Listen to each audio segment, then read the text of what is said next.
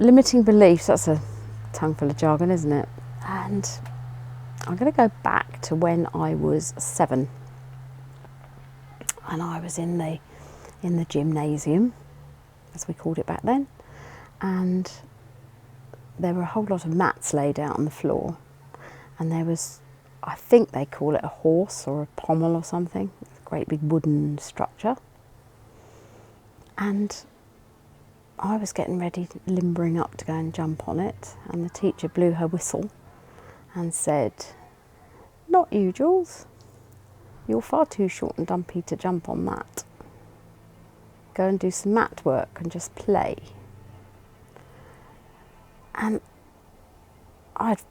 it was not so PC then as it is now. And I forgot all about it.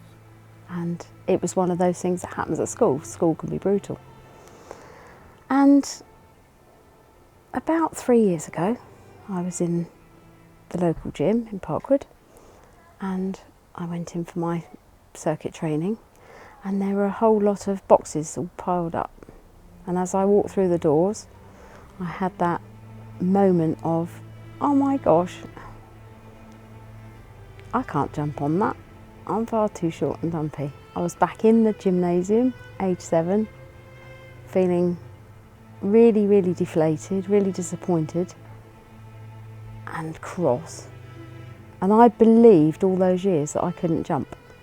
If anybody said, oh, just jump across this stream or jump across, I said, I can't jump. And I couldn't remember where that had come from. And I decided there and then that if I wanted to jump, I could jump. Well, it took me about 3 goes, but I jumped, and I jumped up on top of the boxes and punched the ceiling with joy. That's a self-limiting belief, isn't it, that you can't do something? And where do they come from? Why would you think I can't do that? I couldn't remember back to that. It only became clear after I'd actually rounded the circle and done it. And that's just one example. Don't run, you'll fall over. Don't show off. It's not all about you.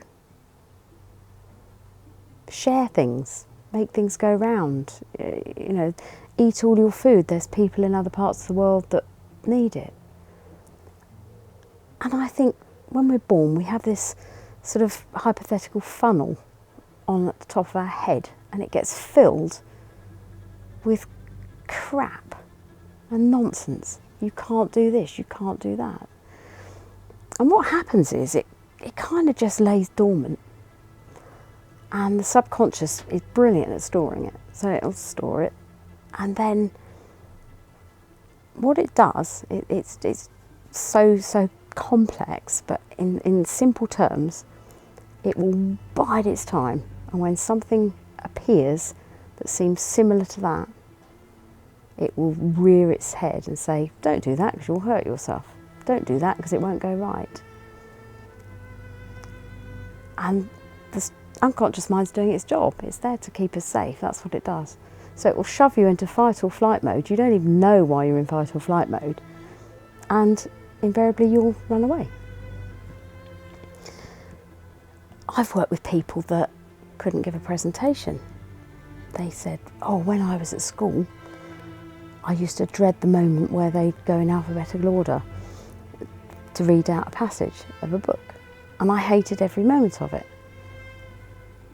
How incredible is that has that much effect on you all those years later? And we call it limiting beliefs.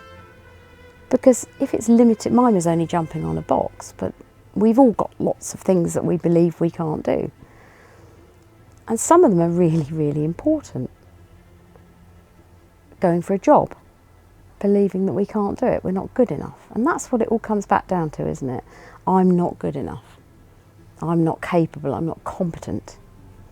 So, in NLP, Neuro-Linguistic Programming, which is what I practice,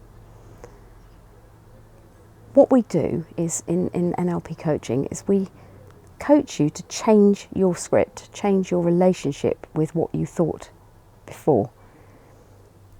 And we challenge it. There's a lot of challenges in it. So why can't I challenge myself with jumping up on the box? I had to do it. But I would say, why couldn't you do it? Why can't you do it? What's stopping you from doing it? And the response is invariably from clients, well, I've never been any good at that. I could never do that. So it becomes a self-fulfilling prophecy. You believe you can't, so you won't. And I think it was Confucius that said, wasn't it? You know, the man that says he can and the man that says he can't are both right. And to me, isn't that so rewarding to think that with a few simple techniques that you can change your whole way of thinking about what you can and can't do.